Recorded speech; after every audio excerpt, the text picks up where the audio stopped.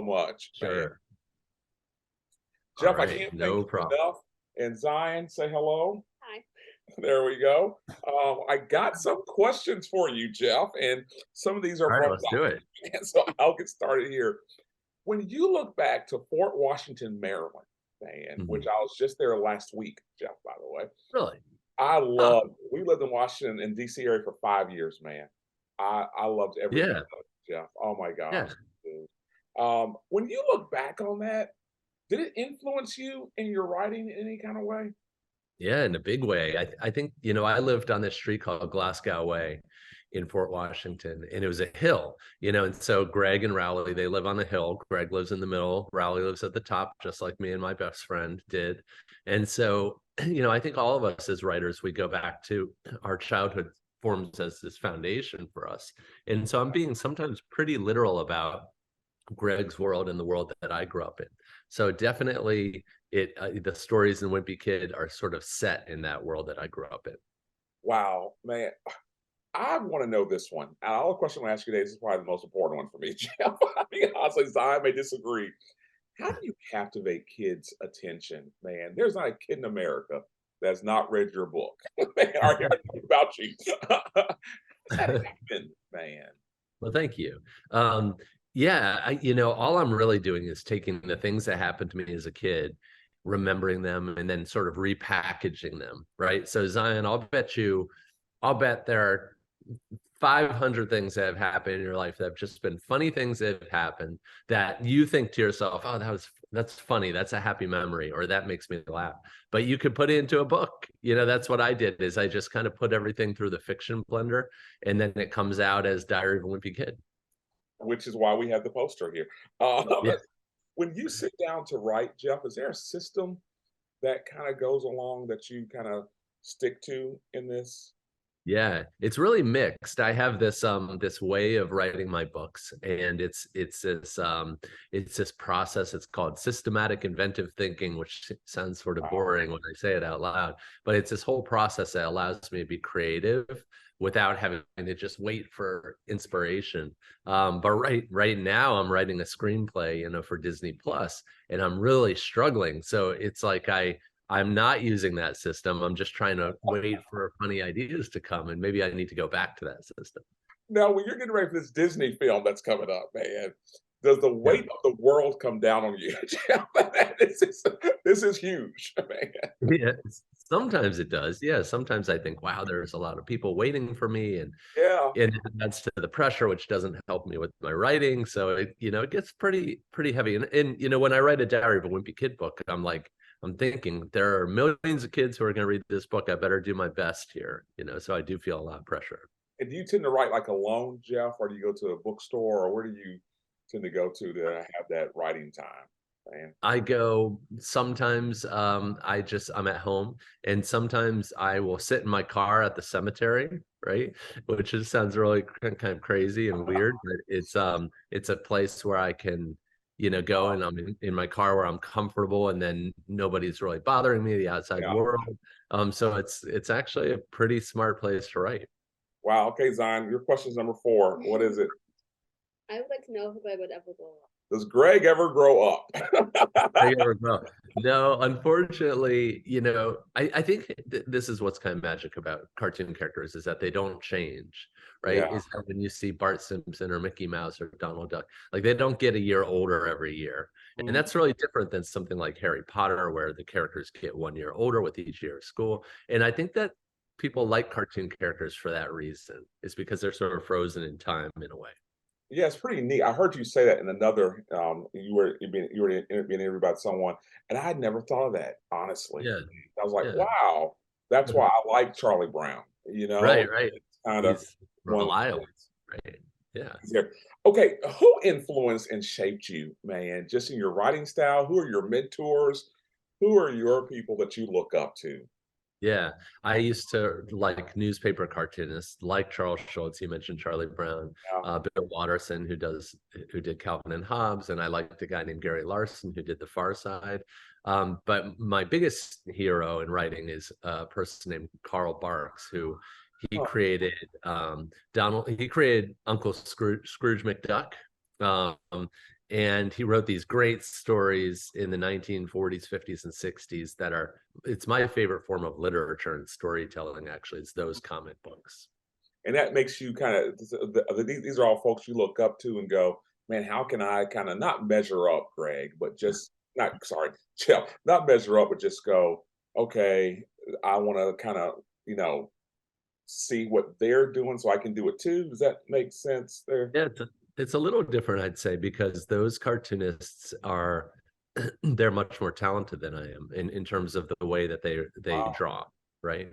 And so the only lane that I can pick that I can do well in is writing humor. That's the thing that I try to do the best at. And so I do, I still don't think I live up to some of those people that I mentioned in terms of humor, but I can find my own lane and I can find a way to be funny during this time, during this Wow. era. I'll never forget, I was a youth pastor for almost 20 years, Jeff, before Cool. I entered this line of work. And I'll never forget hearing about you by a student who came into my office at the church one day, running with the book. Man. And I remember going, I remember kid like, what is this junk? Right. You know what I mean, dude? So Right. I literally went out and bought a copy, man. And I remember thinking, okay, why am I reading these? I'm trying to catch up almost. Man, so this is to all the youth pastors, all the teachers. Man, what advice would you give us to Mhm. hold students and kids' time and attention, man? Yeah, that's easy because it's the same thing that I do, which is if you start a story by saying when I was a kid, that shows your humanity, and everybody wants to know a story of when you're a kid. Like I'll bet that when you read Diary of a Wimpy Kid with your daughter, that Greg will do something or have some sort of experience, and then you'll say, when I was a kid, I did this too, or I had a lemonade stand, and here's what happened. It's like I think that when we hear those stories, there's something that's really triggered, even if it's like a really crusty old person up there on stage. We still want to hear what it was like for them growing up. It gives us a window into who they really are. Yeah, I'm amazed how you are just so vulnerable, right? Mm. Jeff, just in your work, so much so I'm calling you Greg, just because when I'm reading your stuff, I just go, okay, this is really Jeff, but I know this is Greg here Right, right. in the midst of all this. But I just want to thank you for that as a parent, man. Oh, thank you. I Um, appreciate it. is there anything that you listen to, read? Like, what is your soundtrack, Jeff, when you're Yeah. getting ready to start writing the next book, man? Mhm. I can't share my brain with that part of my brain I need for writing. I can't be listening to anything. But what I listen to, like the only thing I do listen to are basically political memoirs. Um, Oh, oh, and I've probably read 16 of them in a row. And because I think, our country is in such a different place than it was 20 years ago. We're so yeah, polarized. yeah. And it's so disturbing to me that I'm sort of trying to figure out how it happened and if there's anything I can do to help, basically. It's amazing to listen to some of those, man. I'm a Yeah. big political guy, history buff as well. Um, what did you know this was gonna be the big deal as it is, man? Was it after book number 1 or 2? Like, which one of the 16 did it hit you? Man, this is gonna go pretty far here. I think it was sort of built slowly. And so but on book 3, I walked into a bookstore and it was a book signing, and I had been to book signings where one person showed up or none. And this time it must have been 2,000 people, and it Oh, was it was overwhelming and a little unnerving. And it was also, of course, cool because it felt like a really big breakthrough, you know. man. Is there any of you, I think I know the answer to this question, by the way. Is there any of you in the character Greg? Yeah, a lot. Yeah, a lot. Of course, Greg's not a great, he's not an aspirational character. He's kind of a crummy kid in some ways, and so was I, and so I am today too. It's just these are just all our human weaknesses amplified in a cartoon character form. Next last question. What do your parents think of this, man? Do they go, Whoa, okay.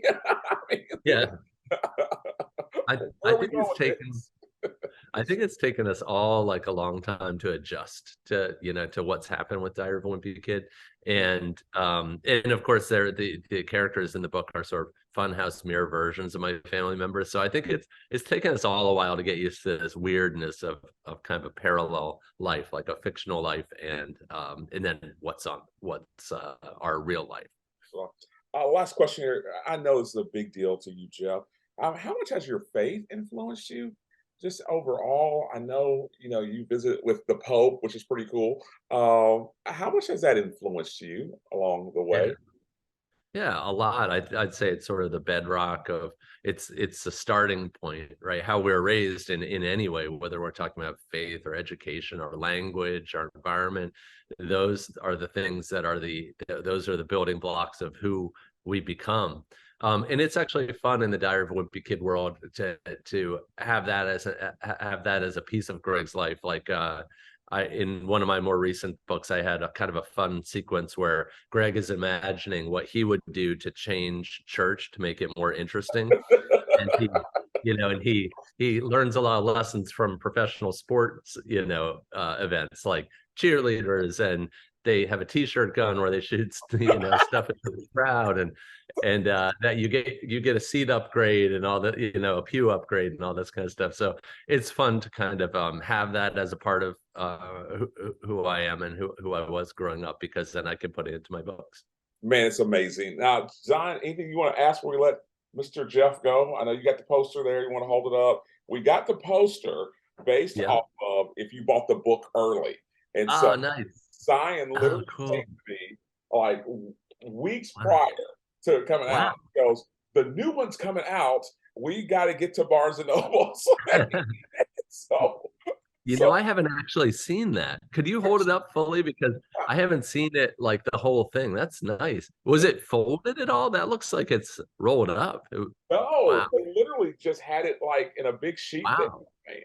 Oh, cool. I didn't know it was that big. That's awesome. That's Yeah, really it's cool. really cool how it came out. I know it's that big either when I was buying the book. Yeah. I gave it, Right. said, I don't know what to do with this, but I'm sure Zion Right. does what to do with it. Right. Zion, anything you want to say before we say goodbye to Mr. Jeff here? You're good. You are frozen in time. She has been so excited about All this right. for That's all right. weeks, That's cool. in fact. That's awesome. So, Well, thanks for being interested for writing such great questions. Of course, Zion, thank you so much for being a fan of mine. I really appreciate it. no, we thank you, and please keep it up, Jeff. I mean, there's not a I kid in will. America that doesn't know your work, and I will say, after reading some of them, I'm thankful that they do know your work, man. Right. Thank you. Because it is I just appreciate it's it. incredible. And if you ever make it to Atlanta, Mary Max is where you got to go to. All right. Man. Yeah, maybe we'll go together. You All right. got it. Thank you so much. Take Jeff. care. Have a good one. Say bye, Zion. Bye. All right. Bye. Thank you. Bye bye. Bye-bye.